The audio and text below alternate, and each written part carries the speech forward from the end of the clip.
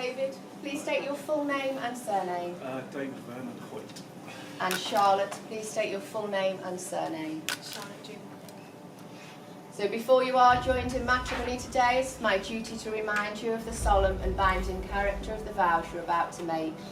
Marriage, according to the law of this country, is the union of two people, voluntarily entered into, for life, to the exclusion of all others. Do you both understand those words? Yes. More than this, though, marriage is intended to provide the help and the comfort and the love and the friendship that each of you should give to each other.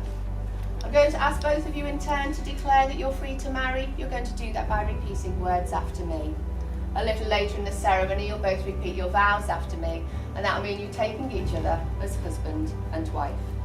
So David, please repeat these words after me, declaring your freedom to marry.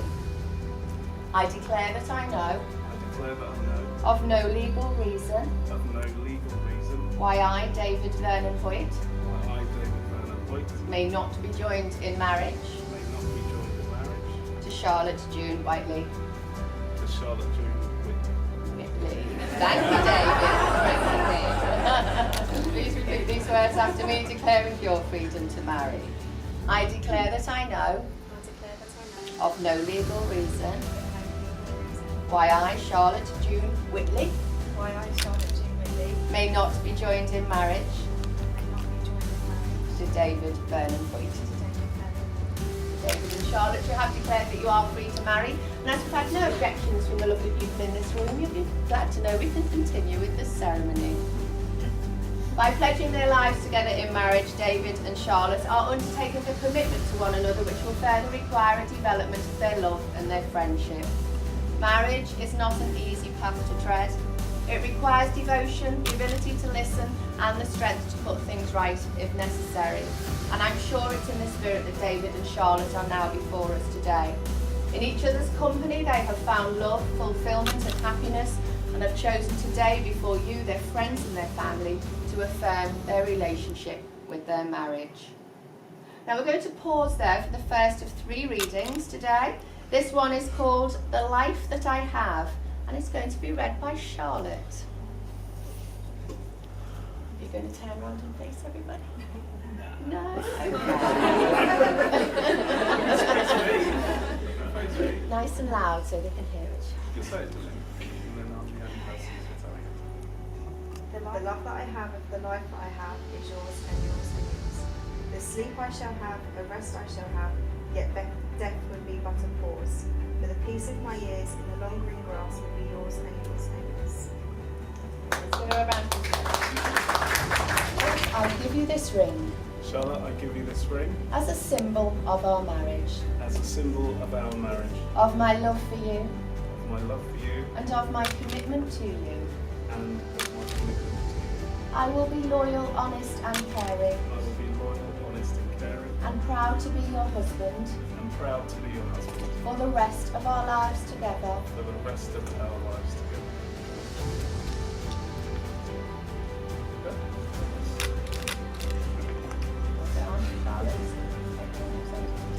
Hold his left hand in yours, and on the tip of the finger, and say these words. David, I give you this ring as a symbol of our marriage, of my love for you, and of my commitment to you.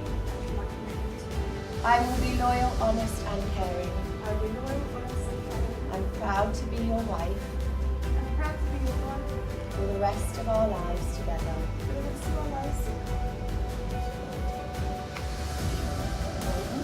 We're going to have our second reading, and this will be called I Will Love You Forever. It's going to be read by David. Is that a surprise? I love you so deeply, I love you so much. I love the sound of your voice and the way that we touch. I love your warm smile and your kind, thoughtful way, the joy you bring into my life every day. I love you today as I have from the start, and I love you forever.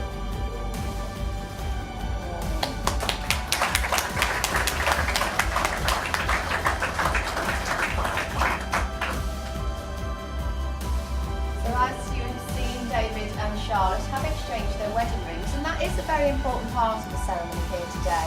But I think you'll all agree the most important part is, of course, the exchange of the marriage vows, where they enter into a lifelong commitment to one another as husband and wife. So David and Charlotte, you come here today to make your vows to each other, and you're just about to take those vows. But before you do, I'd like to remind you once more that marriage is a commitment for life. It means sharing in the good things that come your way, but also being there for each other in the harder times. And it will mean a great effort from both of you into developing this union into a marriage you can be proud of many years from now. So David, are you ready to make this commitment to Charlotte in the marriage vows you're about to take? I am. Will you love her, respect her, and be faithful to her throughout your lives together? I will. And Charlotte, are you ready to make this commitment to David in the marriage vows you're about to take? Yes. And will you love him, respect him, and be faithful to him throughout your lives together? So the vows that you're about to take, they are most serious and they shouldn't be given lightly. They do carry with them binding obligations and responsibilities. The words you're going to say to each other are few and really quite simple, but they will join you together in marriage for life, so there will no doubt be some of the most important words you'll ever exchange. So the two of you turn and face each other and join all four hands as you exchange your vows. David, please say these words to Charlotte.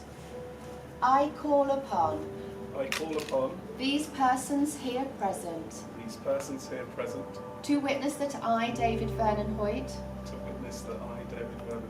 do take Charlotte June Whitley to be my lawful wedded wife, to love and to cherish from this day forward, for better, for worse, in sickness and in health, for as long as we both shall live. Okay, Charlotte, please say these words to David. I call upon these persons here present to witness that I, Charlotte June Whitley, do take David Vernon Hoyt to be my lawful wedded husband, to love and to cherish from this day forward, for better, for worse, in sickness and in health, for as long as we both shall live. Lovely.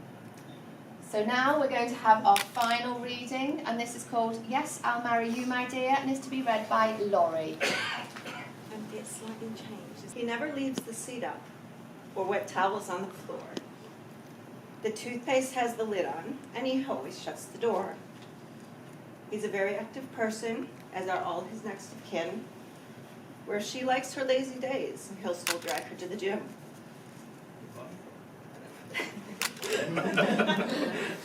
He romances her and dines her, home-cooked dinners and the like. He even knows her favorite food and spoils her day and night. She says she loves his kindness, and his patience is must. And of course she thinks he's handsome, which in her eyes is a plus.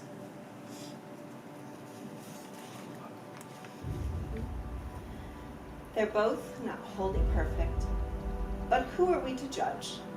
He can be pig-headed, where she won't even budge. All that said and done, they love the time they spend together, and I hope, as I am sure you do, that this fine day will last forever. He'll be more than just her husband, he'll also be her friend. She'll be more than just his wife, she's his soulmate to the end. The bond that you share will be stronger still. Your love for each other will have grown, and your commitment to one another will be as sincere as it quite obviously is today. So you both made your vows according to the law of this country and before your witnesses and guests here at the Grange. It therefore gives me great pleasure to tell you, you are now husband and wife. Would you like to kiss your wife?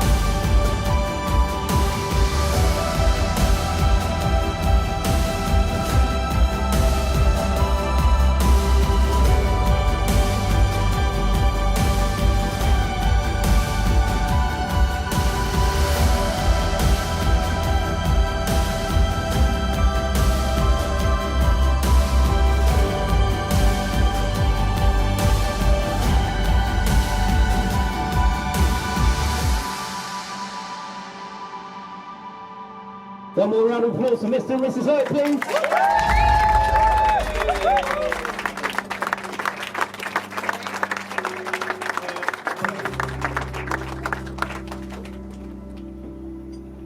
Thank you for your take a seat. Sorry, old boy. For what we're about to receive, may the Lord God make us truly thankful. May And may God the make us. Lord God make us truly thankful I've done it myself.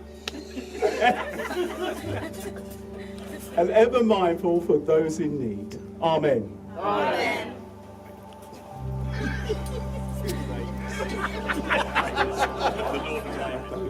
So you're not Rice anymore, are you? No, Holland, sorry, and Rice.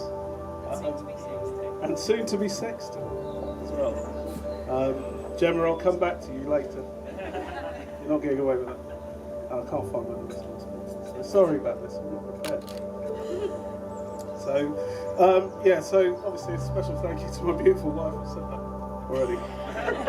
Just made sure it's just in bold in here. It wasn't earlier, it's just now in bold and capitals. So, beautiful wife. Hold on my phone now. Okay. Many thanks to my new mother-in-law as well. Cheer, that's all. And to Darren as well. Travelled a long way to be here as well, so thank you very much for that. Grandma and Grandpa, over there, thank you very much. Thank you. Should read the glasses. Lewis as well. Where's Lewis? Lewis, thank you very much. Charlotte's brother Lewis over here. If you haven't met him yet, thank you. Debbie Keith as well. Debbie Keith, thank you very much. Thank you. Sarah, Darren, Jane, there you go. Both bridesmaids as well. Thank you, bridesmaids. All my guys are ballers. And to my groomsmen, all my guys are ballers. Thank you very much. Thank you. Even you, Dan. Thank you. Cheers. Chelsea. And Sean, as well as my best man. Thank you very much. It was a pleasure to have you so far. As my best man. Hopefully, after your speech, we can still Be friends. be friends. Yeah? What? Okay. So, again, like, there's so many reasons why we got together, and I could have gone through and I can pinpoint lots of different points in our relationship. Of how we got together and why we're together. One, because she's amazing, and she's generous, and she's fantastic. Really, really good judge of character as well.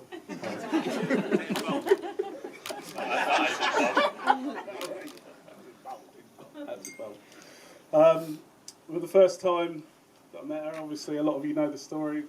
I was at work, and there's a lovely girl over there called Gemma, over there, and when I left where I worked before, and kept in contact with Gemma, and she just constantly was bombarding me with telling me about this particular girl that's just started work, and she's amazing, and she'll be your best friend. Oh my God, she's stunning, she's lovely, you're going to be her mate. So when I first met her, I thought, wicked, this girl's going to be proper on me, like, do you know what I mean? Yeah. So I've met Charlotte, she's walked over, I'm like, hi.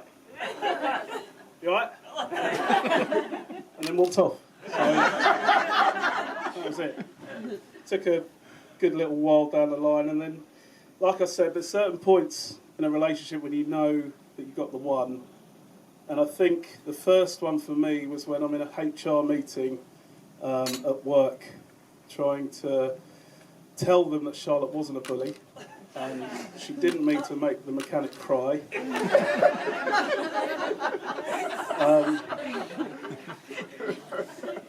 I don't know what to tell you. If you want to know more about that story, I'll tell you later, because it's really funny. But she did. She made him cry, and I had to tell them that she was lovely and she was really nice. Obviously, my two little beauties over here, Leah and Ava, and their love for Charlotte as well. That's been from the get-go.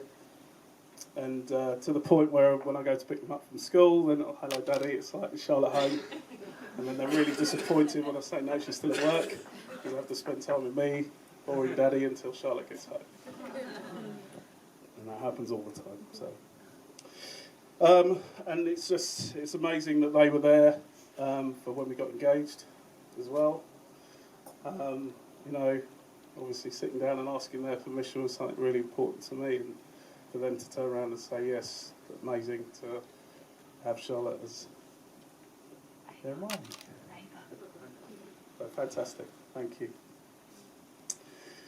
Oh God, right, so obviously I just want to do a little toast, just a little one, just to absent friends, people that can't be here, that we would love to be here. So if we can just do that. To absent friends. Absent friends.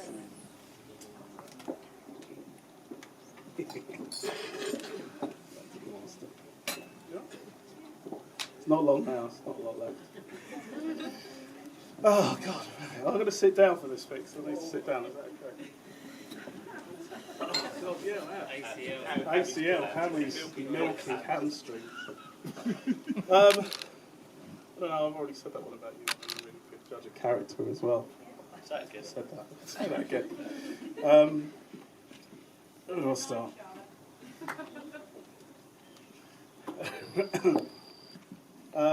When it comes to talking about my beautiful wife's good points, there are many. Obviously, she's intelligent, she's generous, she's hardworking. Brilliant judge of character, as I said. Again. I remember when I asked her father, John, we sat down and I did the traditional thing, and I sat down with John and I said, is it all right if I have your daughter's hand in marriage? He immediately asked if I would support a family, and I said, no, of course not. I said I was planning on supporting Charlotte, but if the rest of you want to tip in, then that's fine.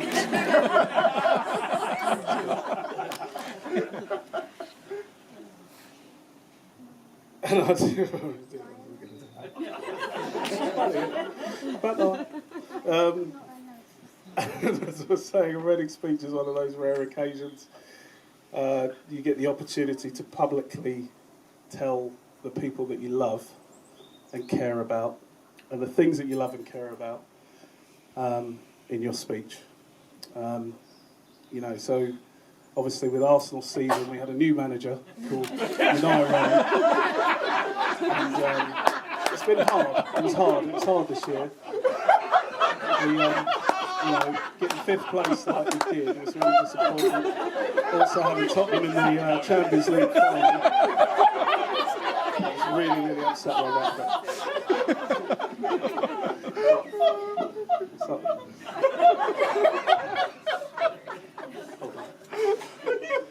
That wasn't in bold.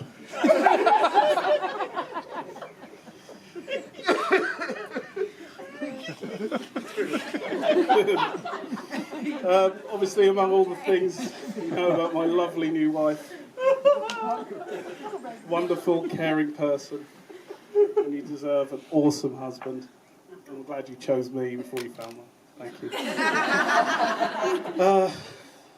And that's about it. I'm going to pass over to my best man. Obviously, his speech is probably going to be full of innuendos and no truth. Hopefully not full of sexual innuendos. We've got kids in the room. He has promised me, however, that if he is slightly risque, that I can just whip him out. So, not.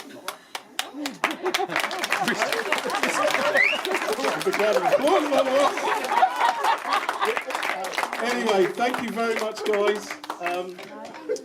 Thank you to my beautiful wife, and welcome to the family. And looking forward to spending the rest of my life. Thank you very much.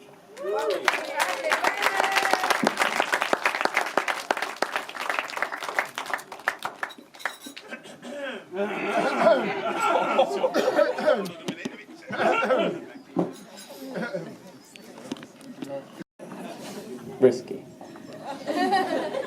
The bridesmaids Lauren, Charlie, Ailish, Sophie, and maid of honour Maureen all look absolutely stunning. I'm sure have made Charlotte's preparation run smoothly. So a big round of applause for the bridesmaids.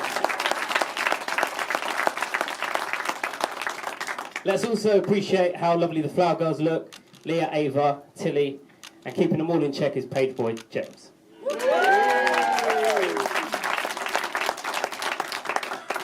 I can't finish this section without saying how sharp the ushers look. So Aaron, Trevor, Dan, and Lewis, well done boys, you all scrub up well. And not a boot cut in sight, fantastic.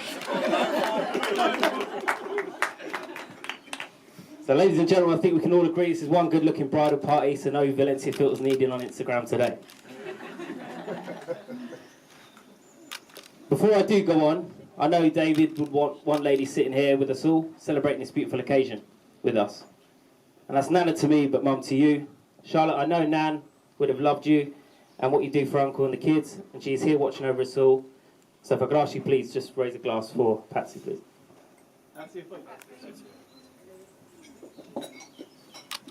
Although it's in keeping with tradition to officially welcome Charlotte to the Hoyt family, I feel this has already been done, as we all see a very valued and appreciated member of our family, have done for a very long time. With that, giving a best man speech is never an easy task.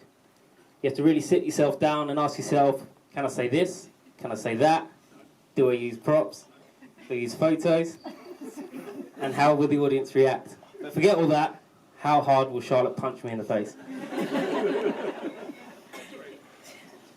With all that said and done, I would like to share a few stories with you.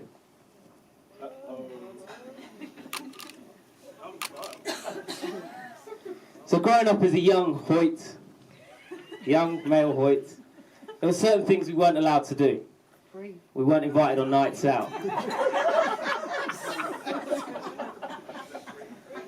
So I always used to ask Uncle David, can I come out with you? Can I come out with you? And he was like, no, no, no, no, no. He was going to all the top classy places like Eros, Liquid, Tiger, and Funky Buddha.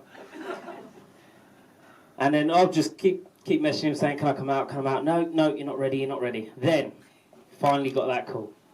I was given the call that I'd been waiting years for, and David phoned me and said, right, me and Holmesy are taking you out. So I was like, okay, fine. So I got picked up, and off we went to Funky Buddha. So I don't know if anyone knows what Funky Buddha was like back in the day. Bit of a C-list celebrity jaunt. Yeah. Of course I was buzzing, I was picked up. We got a story together about what footballers we were and who we played for.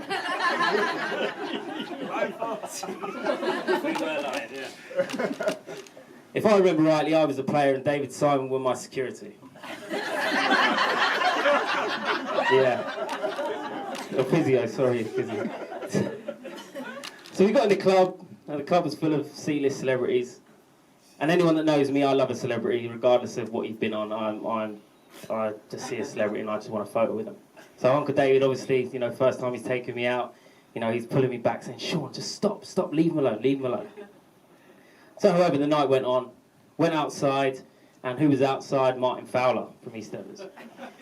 So he's grabbed hold of me. Yes, he did grab hold of me. I didn't grab hold of him. And, yeah. So there's a bit of paparazzi outside. We had a photo.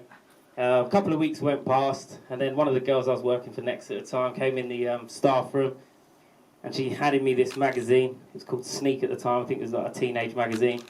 And in their centrefold was me and Martin Fowler. So of course, being my first night out that I was allowed on, I phoned Uncle David and said, I was ready. I did tell you. And he wasn't very happy.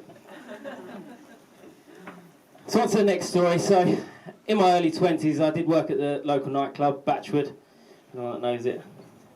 Yeah. And around this time, Uncle David was working for a small car company called Mercedes. Uncle David had lots of perks working for Mercedes. He was allowed to drive very expensive cars. He was allowed to drive a lot of expensive cars, high-powered cars. And he'd also sell to professional footballers as well. So obviously the professional footballers would, you know, they'd give him tracksuits and, you know, training kits and all this kind of stuff. So obviously, you know, when I was working up at Batchwood, Uncle David would pull up in his, you know, £70,000 car, fully decked out at 2 a.m. You know, so he's literally been fully decked out, 2 a.m. in Arsenal training kit, just leaning by his car. So I'd say, where are you going? What are you doing? That's just passing. In a fully decked out Arsenal training kit. However, one of them nights, Uncle D's drive home took a real turn for the worst. He left the club in a Mercedes supercar and decided to write off a £90,000 car. Ladies and gentlemen, what's more astonishing, he kept his job. He still maintains it was the barrier's fault. All I say to that is, what are you lying for? You are miles off it. I've been very fortunate to have many nights out with David in my early years, and today we can still laugh about them. Say it. So, ladies and gentlemen, the stag do. Uh-oh. It all started with a group chat that Uncle David started. So he added 80 people plus.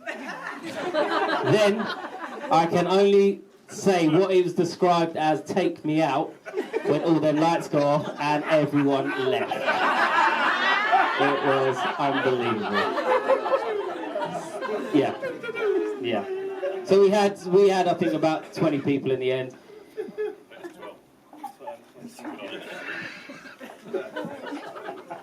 So we did have two legends actually born that weekend. They're not here today, but I will definitely introduce you to them later on, and I will point them out.